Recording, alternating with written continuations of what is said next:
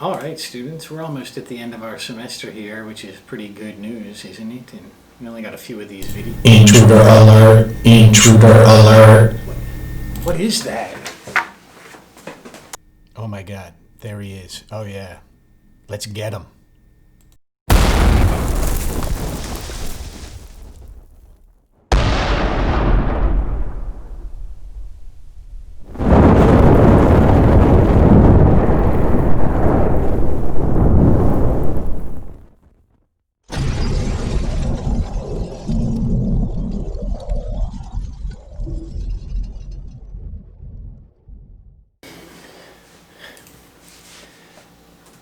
Well, that escalated quickly, and probably not going to have a job here next semester, am I? Oh well. Hopefully we'll get everything under control. We'll be able to go back, fix all of this stuff, and everything will be back to normal. Hopefully. Anyway, for today's class, I want to talk about the passive voice. But to do that, we have to first talk about verbs, specifically transitive and intransitive verbs. Do you know what the difference is? Me neither. Oh, that's a lie, I do know, but I still have the notes just in case. The difference between a transitive verb and an intransitive verb is one can take a direct object and one cannot. A transitive verb must have a direct object. So for example, if we have the word bring, it's transitive, and it's always transitive because we say, please bring coffee. Makes sense, right? But if we have no object and just say, please bring, that doesn't make sense at all, does it? No. So that's a transitive verb. The girls carry water to their village. You can't just say the girls carry. They got to carry something, right? I caught a cold. You can't just say I caught.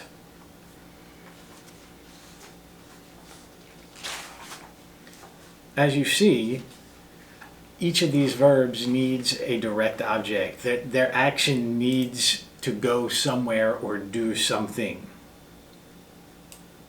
That's a transitive verb. An intransitive verb, on the other hand, does not require an object to act upon. I jumped.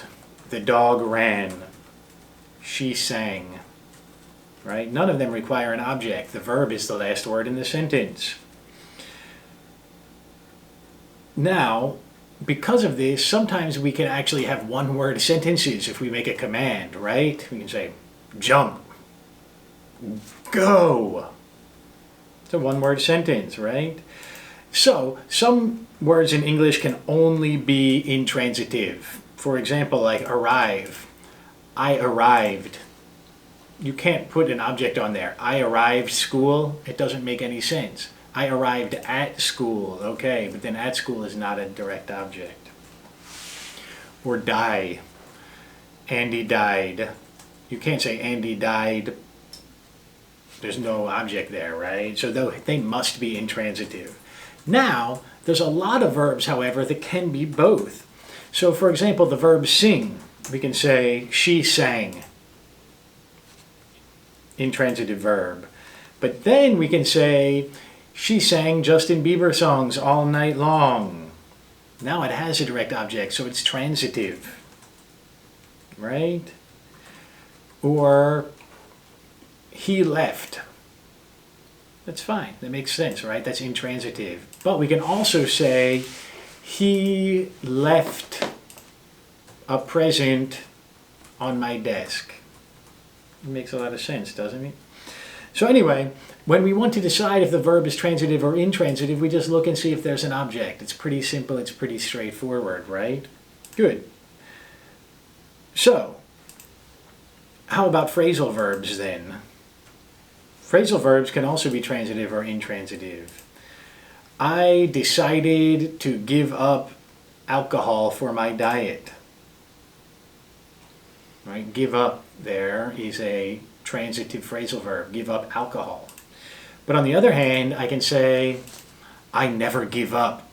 Give up is still a phrasal verb, but it's intransitive now. It ends the sentence. All right, so now that we know about transitive and intransitive verbs, basically the difference is object, no object. Easy, right?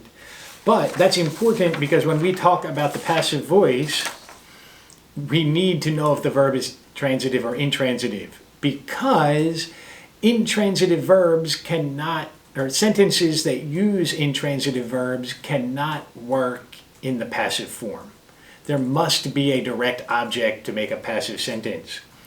So, for example, if an active sentence is subject, verb, object. The hunter killed the lion.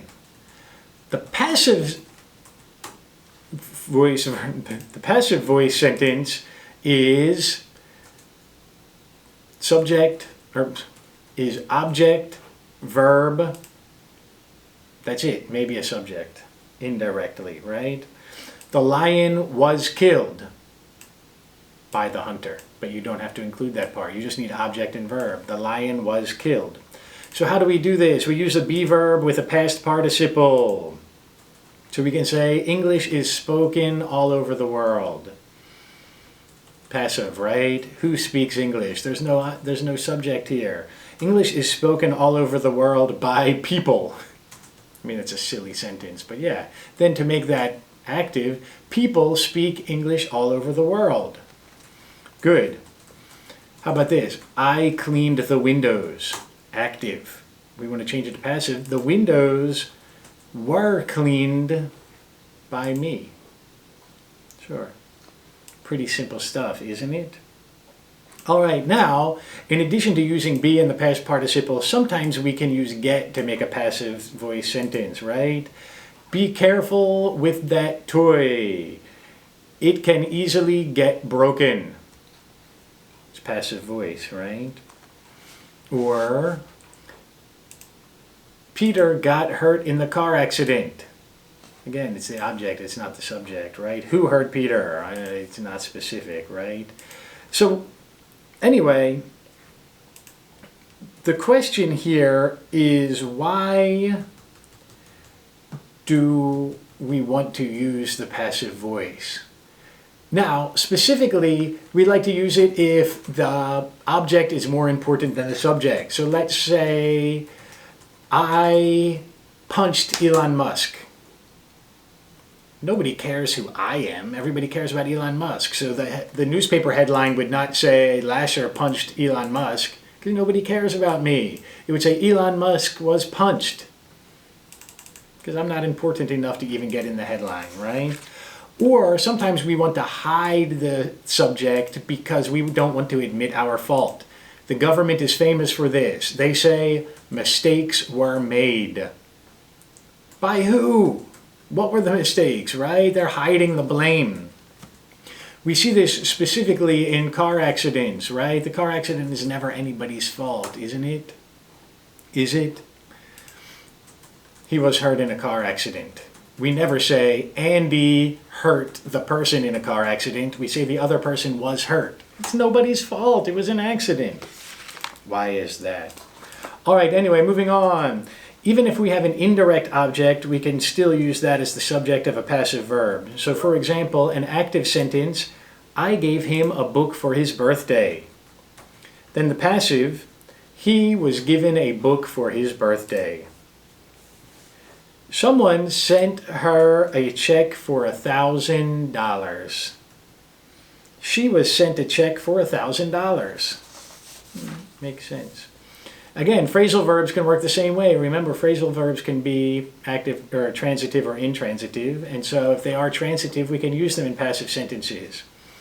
For example, they called off the meeting is active. But the passive sentence would be, the meeting was called off.